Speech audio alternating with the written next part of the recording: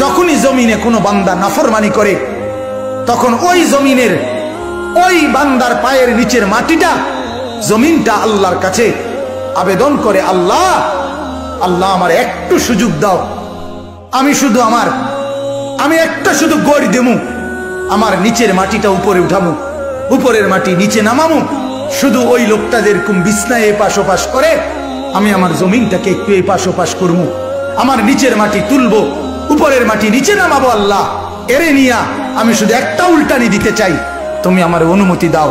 রব্বুল আলামিন তখন বলে ওই জমিনকে, না তুই এমন করিস না, ও যে আমার বান্দা, ওরে না আমি বানাইছি, ওরে আমি বানাইছি। এই জমিন আমি কায়নাত আমার হুকুম দিয়ে বানাইছি, আর ওরে আমি হাত দিয়ে বানাইছি, আমার হাতে বানাইছি, আর নাক আমি লাগাইছি, আর চোখ আমি লাগিয়েছি, আর কান আমি লাগিয়েছি, আর হাত আমি লাগাইছি।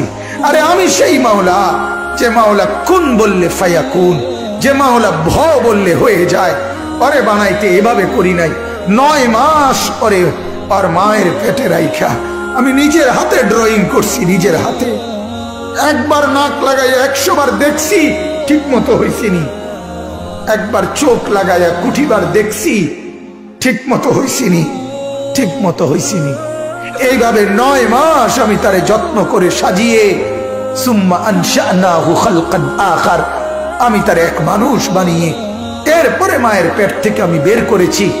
যাকে আমি এত যত্ন করে বানাইছি রে, তারে এত অল্পতে কেমনে মেরে ফেলি? না তুই একটু ক্ষান্ত হ, দেখি না ও তওবা করে কিনা, ও ফিরে আসে কিনা, দেখি না।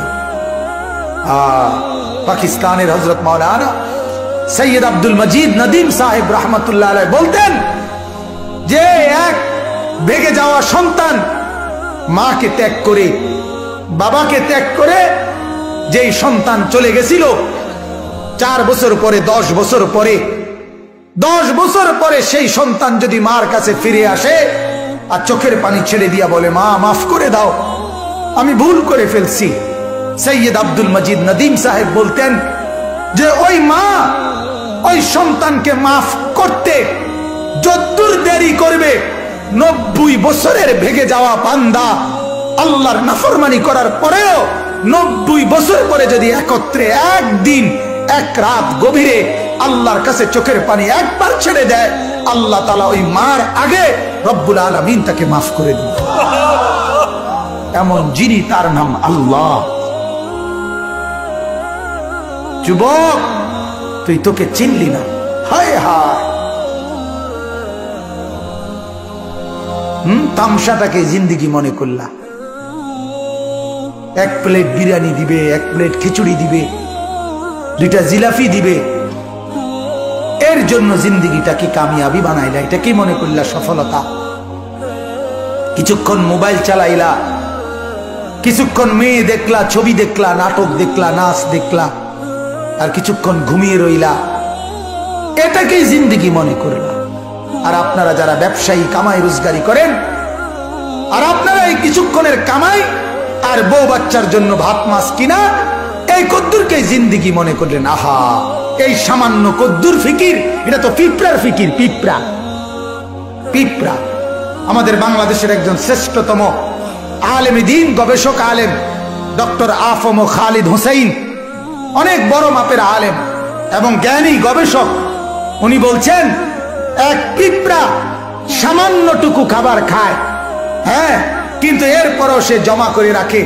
এক হাতি 250 কেজি খাবার প্রতিদিন খায়, একদিন 90 লিটার পানি প্রতিদিন খায়। উনি বলছেন কিন্তু কোনদিন হাতি সে পরবর্তী বেলার খাবার কান্দে কইরা তার কাছে নিয়ে আসে না, সে এরপরে প্রতিদিন মাওলার উপরে তাওয়াক্কুল করে থাকে। রব্বুল আলামিন 250 কেজি খাবার প্রতিদিন তার কাছে পৌঁছায় দেয়।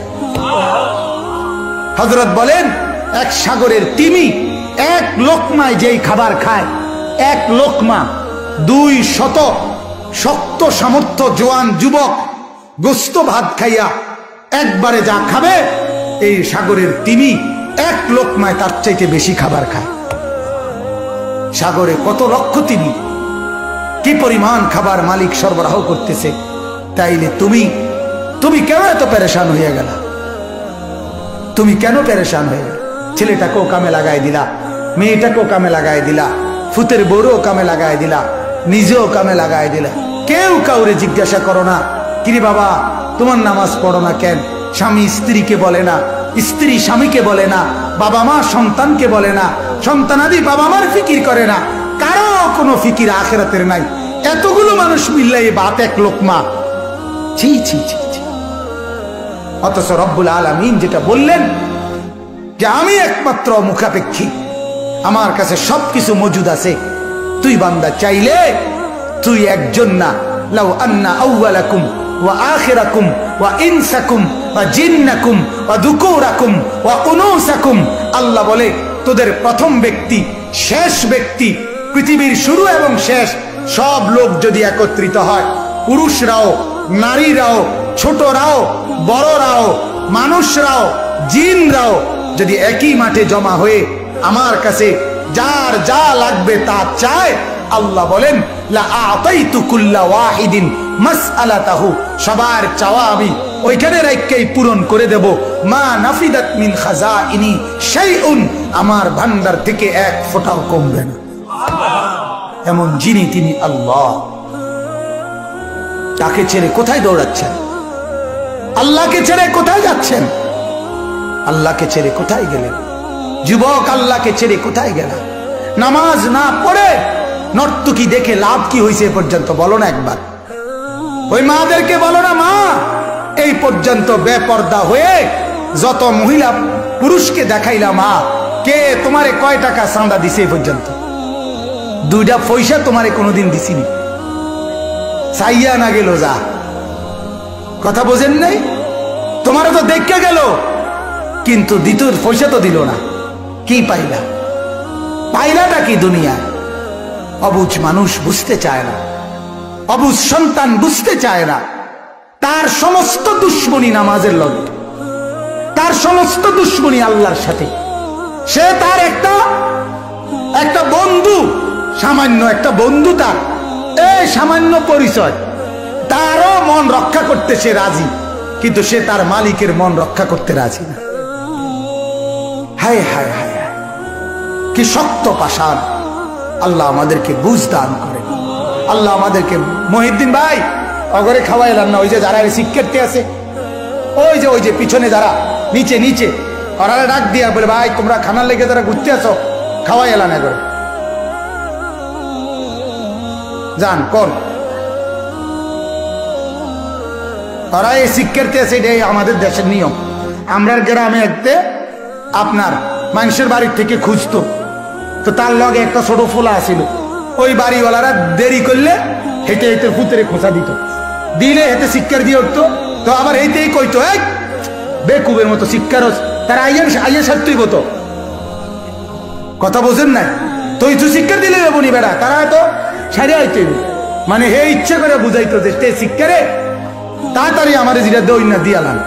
কথা বুঝছেন নি? কথা না, এ তারার হিসাব হলে তারা এতক্ষণ আসিল না, আসিল এতক্ষণ, এখন তারা বুঝাইতে চাইছে রাইতেই গেছে, আপনি এই ওয়াজ বন্ধ করে যেটা খাওয়ানের এটা না খাওয়াইব।